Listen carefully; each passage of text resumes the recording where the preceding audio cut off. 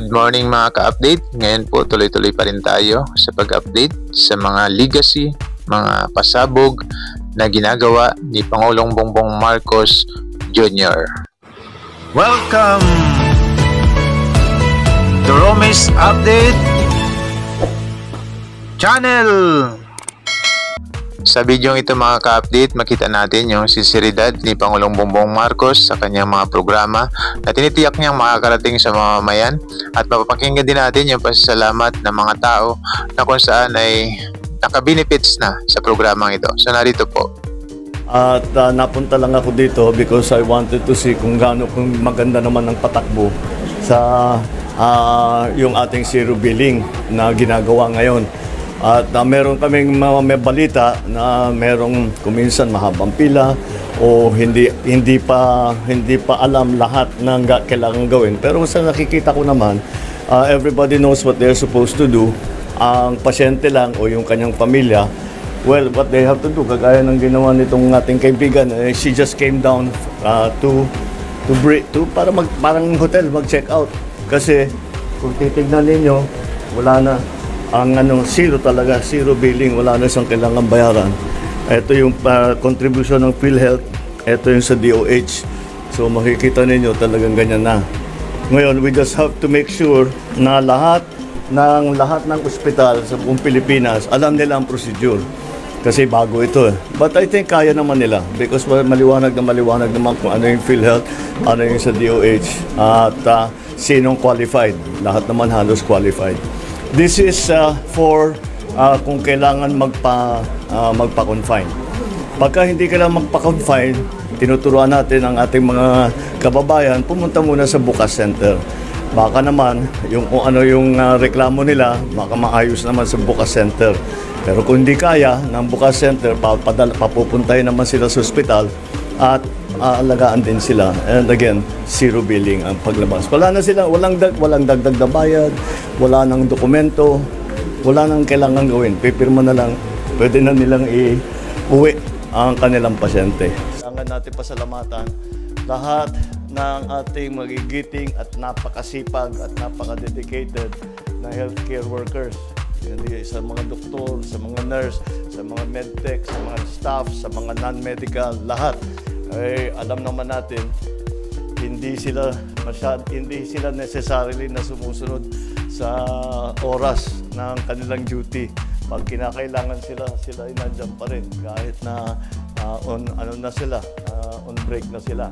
Kaya kailangan talaga natin pasalamatan. Ito ang kabayanihan na ating nakita nung COVID. At tuloy-tuloy nakikita natin ang kabayanihan ng ating mga medical health workers. At talaga naman, isa na ako doon. I was one of the beneficiaries. Kung hindi sa inyo, wala na ako rito. Natangay na ako ng COVID. Kaya again, that instinct of service, of dedication, they continue to show kahit walang pandemya. Nakikita natin, they continue to show. Talagang malalaki ang puso nila para tulungan ng ating mga kababayan. So I'm happy to be able to report that the zero billing program is proceeding well. Siyempre, sa umpisa, we have to information drive, hindi lamang sa mga ospital, kung hindi pati sa pasyente. And I think we are succeeding in that. Dahil altogether, how many have we seen SONA? How many? SONA, 2,900. Dito. But all in all? 83 hospitals po yan. So, doon sa pinanggalingan natin sa East Visayas, doon sa East Visayas, nag-12,000 na silang pasyente mula nung SONA. Dito, 2,000 na. So, mabuti naman. At malaking bagay dyan, kaya ikalat ninyo ito, word of mouth. Kasi yung mga ibang pasyente, wala kayong binabayad, meron palang ganyan. So, ikalat natin, palaman natin sa lahat ng tao para hindi na sila nagdadalawang isip na magpatingin, magpagamot, at magpagaling. So, thank you very much. Maraming salamat. Thank you again to our doctors, our nurses, our medtechs, our non-medical staff. Thank you, thank you, thank you, thank you. Sobra po malaking tulong. Nakakabawas po sa isip, sa mga problema. Yung babayad po dito, bibili na lang po ng gamot sa pagkain araw-araw. po kay Pangulong Marcos po at saka sa DOH. Marami pong salamat na nagkaroon po ng batas na zero billing po. Tapos malaking tulong po sa aming mga mahihirap. Sobrang sobrang saya naman po kasi malaki po yung bill niya, tapos lang po yung sahod niya din po, di namin kaya bayaran po. Sobrang laki ng tulong ni President po. Sobrang salamat po sa tulong nila po para po dito sa zero balance. Zero po talaga. Yun ang utos ng Pangulo. Zero balance billing. Pag ikaw ay nasa basic accommodation.